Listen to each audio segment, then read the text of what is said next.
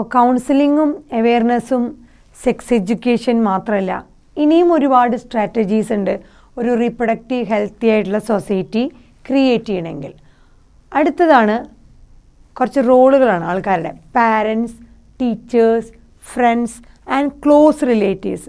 Parents ആയിക്കോട്ടെ, teachers ആയിക്കോട്ടെ, friends ആയിക്കോട്ടെ, ക്ലോസ് റിലേറ്റീവ്സ് ആയിക്കോട്ടെ, അവർക്കൊക്കെ ഒരു നല്ല മേജർ റോളുണ്ട്. എന്തിന്? To providing the sex related information.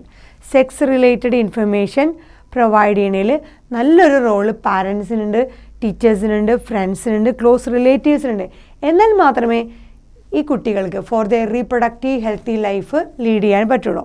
So പ്രോപ്പറായിട്ടുള്ള ഇൻഫർമേഷൻ കൊടുക്കേണ്ടത് ഈ parents, teachers, friends and close റിലേറ്റീവ്സിൻ്റെയും കൂടി ഒരു റെസ്പോൺസിബിലിറ്റിയാണ്. അപ്പോൾ മാത്രമേ എന്തുണ്ടാവുള്ളൂ, സെക്സ് റിലേറ്റഡ് ഇൻഫർമേഷൻ കറക്റ്റായിട്ട് കിട്ടുകയാണെങ്കിൽ they can lead their reproductive healthy life. Reproductive healthy life അവർക്ക് അറ്റൈൻ ചെയ്യാൻ പറ്റും. അടുത്ത സ്ട്രാറ്റജി എന്ന് പറയുന്നത് ഫാമിലി വെൽഫെയർ ഇൻഫർമേഷൻ. നമ്മൾ പറഞ്ഞു ഇന്ത്യയാണ് ആദ്യമായിട്ട് ഫാമിലി പ്ലാനിങ് പ്രോഗ്രാം 1951 സ്റ്റാർട്ട് ചെയ്തെന്ന് പറഞ്ഞു.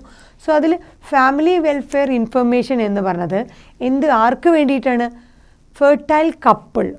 So couple, newly wedded couples അല്ലെങ്കിൽ കല്യാണം കഴിക്കാൻ പോകുന്ന ആ ഒരു ഗ്രൂപ്പ്, ഫെർട്ടിലിറ്റി ഉള്ളവർ, റീപ്രൊഡക്റ്റീവ് ഫിറ്റ്നസ് ഉള്ളവർ.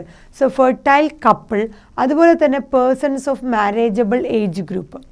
മാരേജബിൾ ഏജ് ഗ്രൂപ്പിൽ കല്യാണം കഴിക്കാൻ സാധ്യതയുള്ള ആ പ്രായത്തിലുള്ള ഏജ് ഗ്രൂപ്പിലുള്ള ആൾക്കാർക്കും ഫെർട്ടൈൽ കപ്പിൾസിനും പ്രോപ്പറായിട്ടുള്ളൊരു എഡ്യൂക്കേഷൻ പ്രൊവൈഡ് ചെയ്യണം.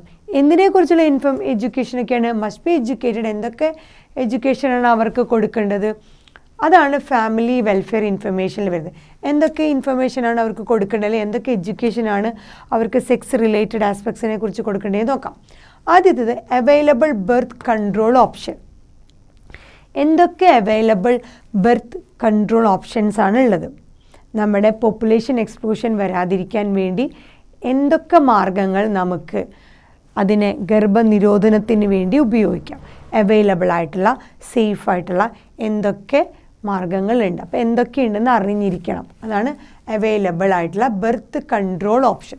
ബർത്ത് കൺട്രോൾ ആയിട്ടുള്ള ഓപ്ഷൻസ് എന്തൊക്കെയുണ്ടെന്ന് അറിഞ്ഞിരിക്കണം. പ്രോപ്പർ എഡ്യൂക്കേഷൻ ഈ പറഞ്ഞ ഫെർട്ടൈൽ കപ്പിൾസിനും അതുപോലെ മാരേജബിൾ ഏജ് ഗ്രൂപ്പിലുള്ള ആൾക്കാർക്കും പ്രോപ്പർ എഡ്യൂക്കേഷൻ കൊടുത്തിരിക്കണം.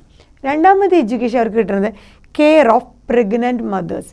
എങ്ങനെയാണ് ഒരു പ്രഗ്നൻ്റ് മദറിനെ, സോ ഡെലിവറി ആവാൻ പോകുന്ന അങ്ങനെ ഒരു പ്രഗ്നൻ്റ് ആയിട്ടുള്ള ലേഡീനെ എങ്ങനെയാണ് കെയർ ചെയ്യുന്നത്? എന്തൊക്കെ കാര്യങ്ങൾ അവരുടെ ന്യൂട്രീഷൻ, നറിഷ്മെൻറ്റ് എല്ലാ ആസ്പെക്റ്റുകളും ശ്രദ്ധിക്കണം. എന്നാൽ മാത്രമേ നല്ലൊരു ഹെൽത്തി ബേബി ഡെലിവേർഡ് ആവുള്ളൂ. അങ്ങനത്തെ കാര്യങ്ങൾ അറിയണമെങ്കിൽ അവരെ കെയർ ചെയ്യാൻ എന്തൊക്കെ വേണമെന്ന് അറിയണം. So care of how to care pregnant mother. എന്തൊക്കെയാണ് അവരുടെ ആവശ്യങ്ങൾ, എന്തൊക്കെ ചേഞ്ചസാണ് അവരുടെ ബോഡിയിൽ ഉണ്ടാവുന്നത്, എങ്ങനെയൊക്കെ അവർക്ക് പ്രൊവൈഡ് ചെയ്യണം നല്ല ഫെസിലിറ്റീസ്, എങ്ങനെയൊക്കെ പ്രൊവൈഡ് ചെയ്താലാണ് നല്ലൊരു ഹെൽത്തി ബേബി ഉണ്ടാവുള്ളൂ, നല്ലൊരു ജനറേഷൻ ഉണ്ടാവുള്ളൂ. So care of pregnant mothers അതെന്തൊക്കെയാണെന്ന് അതിൻ്റെ എല്ലാ ആസ്പെക്റ്റുകളും എഡ്യൂക്കേറ്റ് ചെയ്ത് കൊടുക്കണം. മൂന്നാമതായിട്ട് post natal care of mother and child. So after pregnancy, delivery of the baby അല്ലെങ്കിൽ പാർട്രീഷൻ കഴിഞ്ഞിട്ടും natal care of mother and child, കുഞ്ഞ് ജനിച്ചതിന് ശേഷം ഉള്ള അമ്മയുടെ കുറച്ച് നാളുകളും അതുപോലെ കുട്ടിയെയും എങ്ങനെയൊക്കെയാണ് കെയർ ചെയ്യുന്നത്. അപ്പോൾ അതിന് ശേഷമുള്ളത് ആഫ്റ്റർ പ്രഗ്നൻസി കഴിഞ്ഞിട്ടുള്ള കെയറാണ് പോസ്റ്റ് നേറ്റൽ കെയർ എന്ന് പറയുന്നത്. സോ അതിന് ശേഷം എന്തൊക്കെ അമ്മയ്ക്കും കുഞ്ഞിനും എന്തൊക്കെ കെയറുകളാണ് കൊടുക്കേണ്ടത്, അവിടെയും എന്തൊക്കെ ന്യൂട്രീഷൻ റിക്വയർമെൻറ്റ്സ് ഉണ്ട്, എന്തൊക്കെ ചേഞ്ചസ് ബോഡിയിൽ ഉണ്ടാവുന്നുണ്ട്, കുട്ടിക്ക് എന്തൊക്കെ വേണം, അമ്മയ്ക്ക് എന്തൊക്കെ വേണം, അങ്ങനത്തെ എഡ്യൂക്കേഷനും കൊടുക്കേണ്ടതാണ്. അടുത്തത് നാലാമത്തത് ഇമ്പോർട്ടൻസ് ഓഫ് ബ്രസ്റ്റ് ഫീഡിങ്. കുഞ്ഞ് ജനിച്ചു കഴിഞ്ഞാൽ കുഞ്ഞിന് അമ്മയുടെ പാല് കൊടുക്കേണ്ടതിൻ്റെ ആവശ്യകത, ഇമ്പോർട്ടൻസ് ഓഫ് ബ്രസ്റ്റ് ഫീഡിങ്. നമ്മൾ പറഞ്ഞതാണ് ആദ്യം പ്രൊഡ്യൂസ് ചെയ്യുന്ന മിൽക്ക് കൊളസ്ട്രോൾ എന്നാണ് പറയുക, റിച്ച് ഇൻ ആൻറ്റിബോഡീസ് ആണ്. കുട്ടിക്ക് നല്ല ഇമ്മ്യൂണിറ്റി, രോഗപ്രതിരോധ ശേഷി തരാനായിട്ടുള്ള കഴിവുള്ള ആൻറ്റിബോഡീസ് ആ ഫസ്റ്റ് പ്രൊഡ്യൂസ്ഡ് മിൽക്കായ കൊളസ്ട്രോത്തിൽ ഉണ്ടെന്ന് പറഞ്ഞു. സോ അതുപോലെ ബ്രസ്റ്റ് ഫീഡിങ് ഒരു 2 years വരെയെങ്കിലും കൊടുത്തിരിക്കണം. സോ അങ്ങനെ കിട്ടിയാൽ മാത്രമേ ഒരു ഹെൽത്തി ബേബി ആയിട്ട് മാറുള്ളൂ.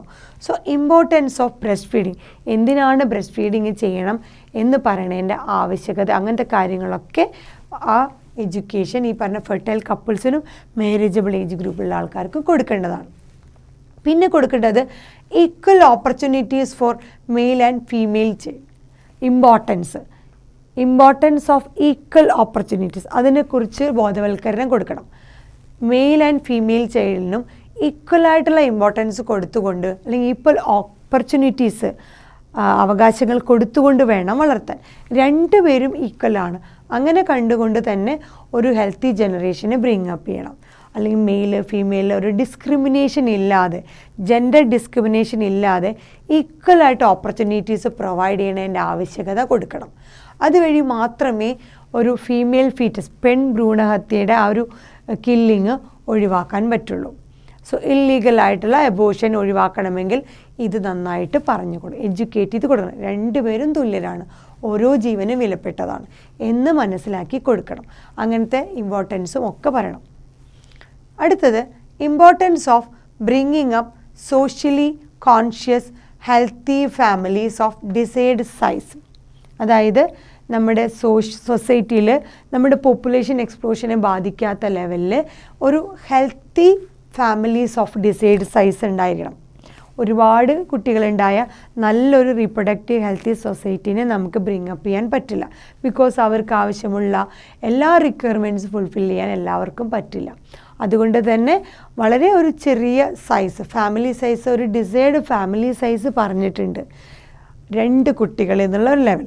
അങ്ങനെ ഒരു ഡിസൈഡ് ആയുള്ള ഒരു ഫാമിലി, ഒരു സ്മോൾ ഫാമിലി നോംസ്, ചെറിയൊരു ഫാമിലി സൈസ് മാത്രമാണെങ്കിൽ ആ ഫാമിലിക്ക് ആ ജനറേഷനെ നന്നായിട്ട് ഹെൽത്തി ആയിട്ട് നറിഷ് ചെയ്ത് കൊണ്ടുവരാൻ പറ്റും. സോ അതിൻ്റെ ഇമ്പോർട്ടൻസും പറഞ്ഞു കൊടുക്കേണ്ടതാണ്.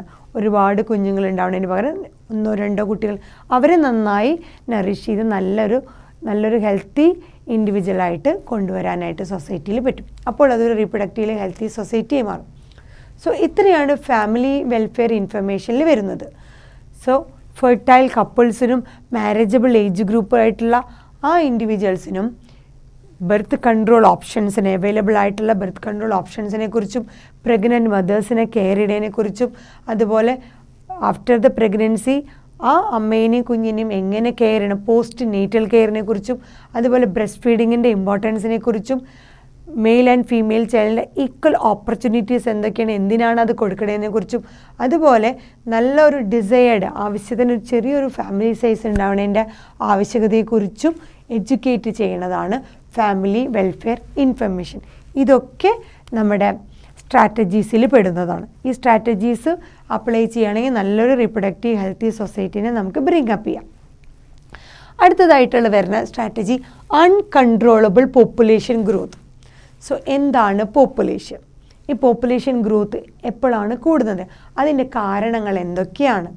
അപ്പോൾ അതിനെക്കുറിച്ച് ഇനി ഇൻ കേസ് പോപ്പുലേഷൻ എക്സ്പ്ലോഷൻ വഴി എന്തൊക്കെ ഡാമേജുകളാണ് സൊസൈറ്റിക്ക് ഉണ്ടാവണേ, അതിൻ്റെ ഹാംഫുൾ ഇഫക്റ്റുകൾ എന്തൊക്കെയാണ് എന്നറിഞ്ഞാൽ മാത്രമേ അതിനെക്കുറിച്ച് തിങ്ക് ചെയ്യുള്ളൂ, അതില്ലാതിരിക്കാനുള്ള സ്റ്റെപ്പുകൾ എടുക്കുള്ളൂ. അതാണ് പറയുന്നത് harmful effects of uncontrollable population growth. നമുക്ക് നിയന്ത്രിക്കാൻ പറ്റാത്ത രീതിയിൽ അൺകൺട്രോളബിളായിട്ട് പോപ്പുലേഷൻ ഗ്രോത്ത് ഉണ്ടാവുകയും അതിൻ്റെ ഹാംഫുൾ ഇഫക്ട്സിനെ കുറിച്ചുള്ള അവെയർനെസ് കിട്ടുകയാണെങ്കിൽ എന്തുണ്ടാവും, ഹെൽപ്പ് പീപ്പിൾ, അതിനെക്കുറിച്ചുള്ള അറിവ് ആൾക്കാരെ സഹായിക്കുന്നത്, think and take up necessary step, അതിനെക്കുറിച്ച് ചിന്തിക്കാനും അതനുസരിച്ചുള്ള നെസസറി സ്റ്റെപ്പുകൾ, ഇത് പ്രിവെൻറ്റ് ചെയ്യാനുള്ള നെസസറി സ്റ്റെപ്പുകൾ എടുക്കാനും അവർക്ക് പറ്റും.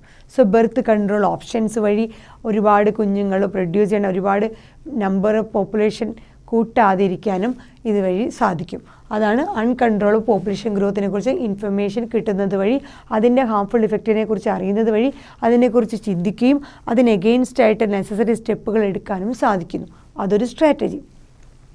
അടുത്ത സ്ട്രാറ്റജി എന്ന് പറയുന്നത് സോഷ്യൽ ഈവിൽസുകളാണ്.